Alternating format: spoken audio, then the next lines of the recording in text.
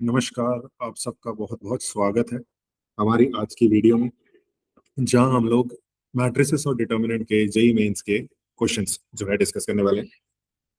तो इन क्वेश्चंस के थ्रू हम लोग इन बारे में बात करेंगे कि आमतौर पे जब बच्चे जेई मेंस में ऐसे क्वेश्चंस देखते हैं तो क्या सोच होनी चाहिए और इस हिसाब से आपके पास आंसर जो है वो एग्जैक्टली क्या बनना चाहिए। Let's get started.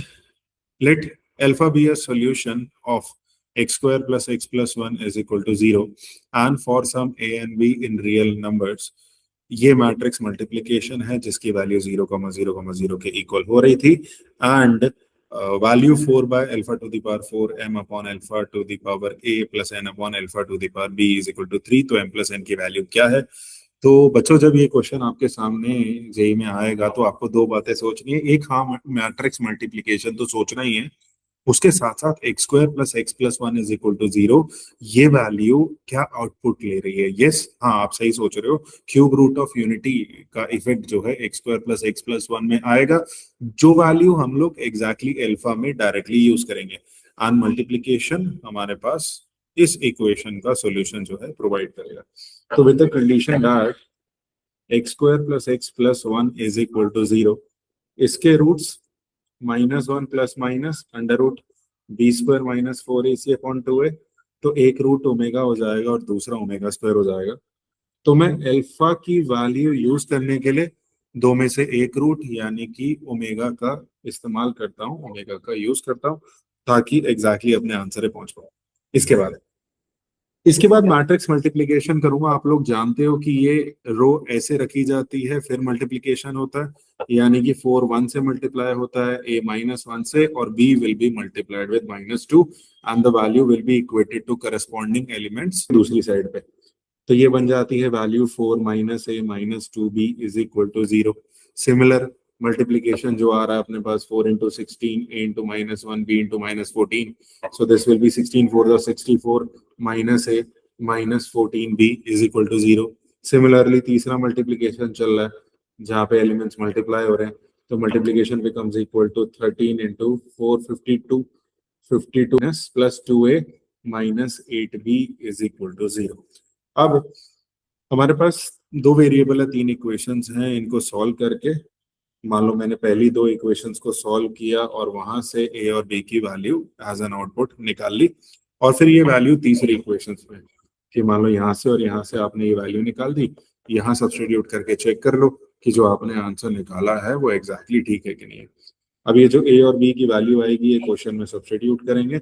ऑल्सो हम लोग अल्फा भी निकाल चुके हैं, तो substitution now will become equal to 4 upon omega to the power 4 plus m upon omega to the power a plus n upon omega to the power b is equal to 3। कहाँ substitute कर रहा हूँ? यहाँ पे alpha की value omega रख रहा हूँ, a की वैल्यू -6, b की वैल्यू -5, और सब्स्टिट्यूट करके जो है मैं यहाँ पे अपने आंसर पे पहुंच रहा हूँ। तो 4/ओमेगा बन गया है, ये m/1 हो गया है, n/ओमेगा स्क्वायर हो गया है and this value becomes equal to 3।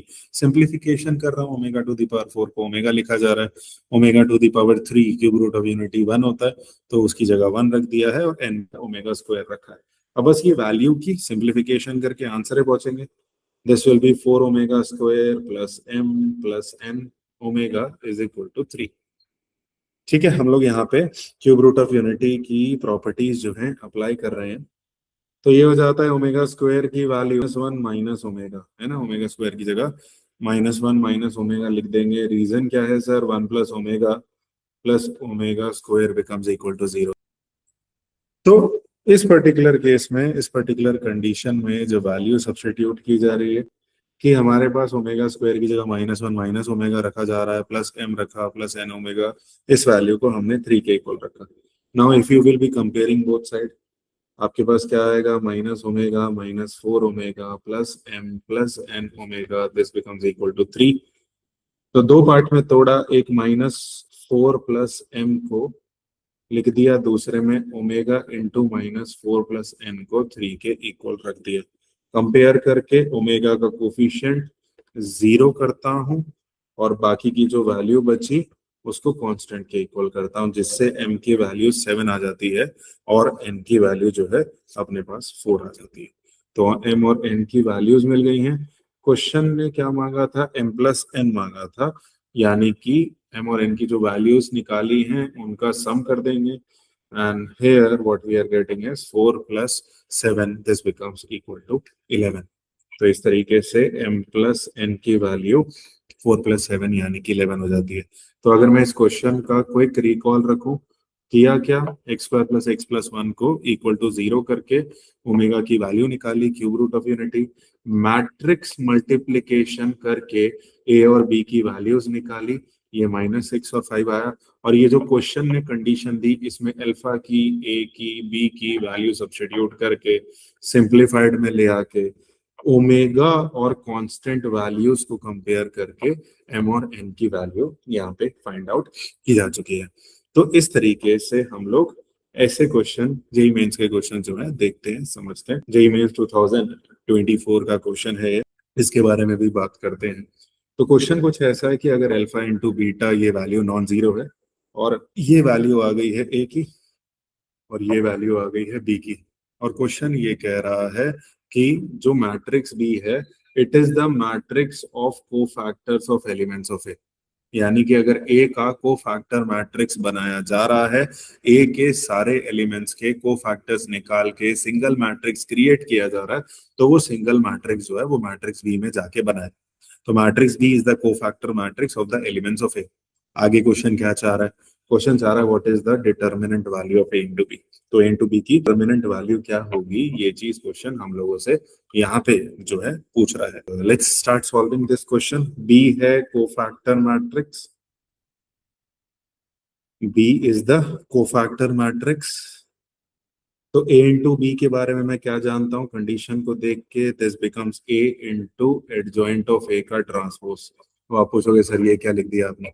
देखो, कोफैक्टर मैट्रिक्स का ट्रांसपोज ले लेने से एडजॉइंट मिलता है, ये हम लोग यहाँ पे जानते हैं। तो यहाँ से अगर मैं देखता हूँ कि ए इंटू बी की वैल्यू, अगर मैं देखूँ बी के बारे में, अगर मैं देखूँ तो बी के बारे में हम लोग ये जानते हैं कि बी हमारे पास एक कोफैक्टर मैट्रिक्स है, और कोफैक्टर मैट्रिक्स से एडजॉइंट तक आने का तरीका जो है वो ट्रांसपोज लेके बनता है। तो अगर मैं एडजॉइंट का ट्रांसपोज ले लूं तो वो डायरेक्टली इनडायरेक्टली मेरे मैट्रिक्स बी के इक्वल ही आके बैठ जाएगा।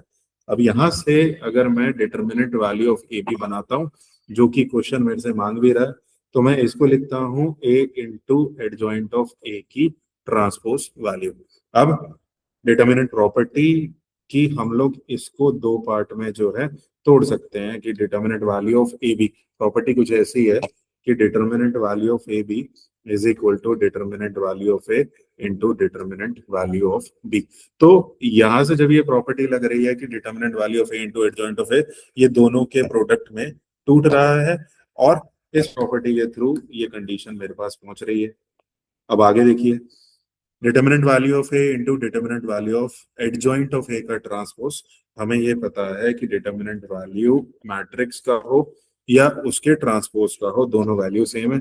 इसकी प्रॉपर्टी भी लिख देता हूँ, determinant value of A transpose is equal to determinant value of A. तो इस प्रॉपर्टी का इस्तेमाल करके मैंने एडजॉइंट ऑफ ए ट्रांसपोज को एडजॉइंट ऑफ ए के बराबर लिखा। एक प्रॉपर्टी और लगेगी यहाँ पे, this will be determinant value of A power n minus. तो ये देखिए कि किस लेवल पे आपसे प्रॉपर्टीज की नॉलेज टेस्ट की जा रही है, कि आपको जब तक ये सारी प्रॉपर्टीज एक साथ याद नहीं है, आप ये वैल्यूज का या फिर ये सॉल्यूशन, ऐसे क्वेश्चंस को सॉल्व कर ही नहीं पाएंगे। बैक टू बैक तीन प्रॉपर्टी जो है एक ही सिंगल क्वेश्चन में जो है इस क्वेश्चन ने पूछ ली है। So this will become equal to determinant value of A power 3, और ये तब हुआ है कि जब मैंने n की वैल्यू 3 रखी है। तो n की वैल्यू 3 रख के ये केस अपने पास determinant value of A power 3 के इक्वल हो जाता है। आगे क्वेश्चन को कंप्लीट करते हैं, वापस आते हैं अपने मैट्रिक्स ए के ऊपर। तो मैट्रिक्स ए में हमें ये बोला गया है कि अगर मैं मैट्रिक्स ए के कोफैक्टर्स फाइंड आउट करूं, मैं मैट्रिक्स ए के कोफैक्टर्स निकालूं, तो ये जो कोफैक्टर्स अपने पास प्रेजेंट है ये मैट्रिक्स बी के एलिमेंट्स के इक्वल बन सकते हैं। जैसे कि मैंने C12 कहा, C12 में -9 is equal to -2 alpha square plus beta square. ये कहानी कैसे बनी देखो, C12 में C12 के पास अपने पास, तो यहाँ पे अपने पास ये जो वैल्यू बन के आ रही है यानी कि कोफैक्टर्स, अगर मैं C12 के करस्पॉन्डिंग देखूं तो C12 में मैट्रिक्स बी में एलिमेंट -9 है, और -9 के करस्पॉन्डिंग मैं यहाँ से कोफैक्टर निकालने के लिए रो और कॉलम एलिमिनेट करता हूँ। तो रो कॉलम एलिमिनेट करके 2 alpha square plus beta square जो ये बन रहा है कोफैक्टर वैल्यू, वो चीजें मैंने यहाँ पे डायरेक्टली जो है लिख दी है। तो यहाँ से एक फॉर्मेट जो क्रिएट हुआ है वो कुछ ऐसा है कि 2 alpha square plus beta square, ये वैल्यू 9 के इक्वल आ जाती है। इसके बाद एक और एलिमेंट, क्योंकि मेरे पास दो वेरिएबल्स हैं, अल्फा है और एक बीटा है, तो अल्फा बीटा की वैल्यू निकालने के लिए मुझे कम से कम दो इक्वेशंस यहाँ पे चाहिए। तो मैं C12 जब लिखूंगा, this value is -2 and that is 2 alpha square -3 alpha. अब C21 जब मैं यहाँ देख रहा हूँ तो मेरे इस मैट्रिक्स में C21 की वैल्यू माइनस अल्फा है, और यहाँ C21 निकालने के लिए रो कॉलम एलिमिनेट करके ये चार एलिमेंट्स यूज हो जाएंगे, यानी कि 2 alpha into alpha -3 into alpha. And also 2 1 position है, ऑड पोजीशन है, तो बाहर एक नेगेटिव की साइन की जरूरत है, तो माइनस साइन भी यूज करके हम लोग वैल्यू पे आएंगे। अच्छा, एक चीज और नोटिस करिएगा, ये जो मैंने दो कोफैक्टर कंसिडर करे हैं, मैंने 9 में से दो कोफैक्टर कंसिडर करे हैं, तो out of 9 these two cofactor are considered in a manner कि यहाँ पे अल्फा बीटा दोनों आ गए, और यहाँ पे अल्फा सॉल्व होके अल्फा की वैल्यू दूसरे में सब्स्टिट्यूट करके मुझे अल्फा बीटा दोनों मिल जाएंगे। ठीक है, तो यहाँ से the value of 2 alpha square minus 4 alpha becomes 0. So this will become 2 alpha into alpha minus 2 becomes equal to 0. तो अल्फा की वैल्यू 2 आ जाएगी, नॉन जीरो वैल्यू ले रहा हूँ, और सब्स्टिट्यूट करके दूसरे केस से बीटा की वैल्यू भी निकाल दूंगा, तो बीटा की वैल्यू अपने पास 1 आ जाती है। तो यहाँ से मेरे पास अल्फा और बीटा जो है वैल्यू सॉल्व होके मिल गई है। तो let us complete this question now. जो मैंने वैल्यूज फाइंड आउट करी, जो अननोन्स फाइंड आउट करे, वो वैल्यूज वो अननोन सब्स्टिट्यूट होंगे, और यहाँ से मेरा डिटर्मिनेंट वैल्यू जो है मेरे पास बन के आ जाएगा। This will become equal to 8 - 2 times 8 + 1 + 3 times 4 + 2। Normal जैसे हम लोग मैट्रिक्स कहते हैं, पहले एलिमेंट के अराउंड रो कॉलम निगलेक्ट किया, बाकी की डिटर्मिनेंट वैल्यू, दूसरे के अलाउंग रो कॉलम निगलेक्ट किया, डिटर्मिनेंट वैल्यू, तीसरे के अलाउंग रो कॉलम निगलेक्ट किया और डिटर्मिनेंट वैल्यू। तो ये बैक टू बैक वैल्यूज इस तरीके से सब्स्टिट्यूट होके अपने पास वैल्यू क्या आ जाती है, 6 - 18 + 18 = 6। और जो फाइनल आंसर, फाइनल आउटपुट मुझे निकालना है, that is corresponding to determinant value of a³ that will be 6³ that is equal to 216। तो कंडीशन में अपने को निकालना क्या था, a⁻³ निकालना था, दैट इज 6³, वैल्यू 216 आएगी, और इस तरीके से ये अपने पास आंसर जो है बन जाता। तो देखिए, अगर इस पूरे कॉन्सेप्ट का एक क्विक रिकॉल किया जाए, कोफैक्टर मैट्रिक्स है, ए इंटू एडजॉइंट ऑफ ए के ट्रांसपोज का यूज हो रहा है, डिटर्मिनेंट प्रॉपर्टीज लग रही है बैक टू बैक कि determinant value of A B is equal to determinant value of A into determinant value of B. दूसरी प्रॉपर्टी लगी determinant value of A transpose is equal to determinant value of A, जिससे adjoint of A transpose को adjoint of A लिखा गया। अगली property determinant value of adjoint of A is equal to determinant value of A power n-1, यहाँ से n-1 आया, फिर n की वैल्यू सब्स्टिट्यूट करके डिटर्मिनेंट वैल्यू ऑफ a³ हमें मिला। अब आखिरी टास्क जो रह जाता था वो था डिटर्मिनेंट वैल्यू ऑफ a की वैल्यू निकालना, जो कि कोफैक्टर्स लगा के निकाले गए।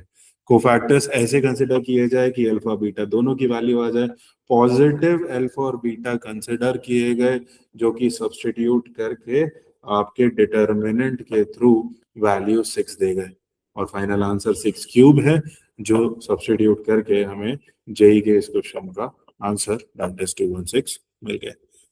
तो आज के लिए इतना ही, कंटिन्यू करेंगे और वीडियोस के साथ, जहां पे मैं और जेई के question, important cases, important scenarios आपके सामने रखता रहूंगा, डिस्कस करता रहूंगा। Thank you.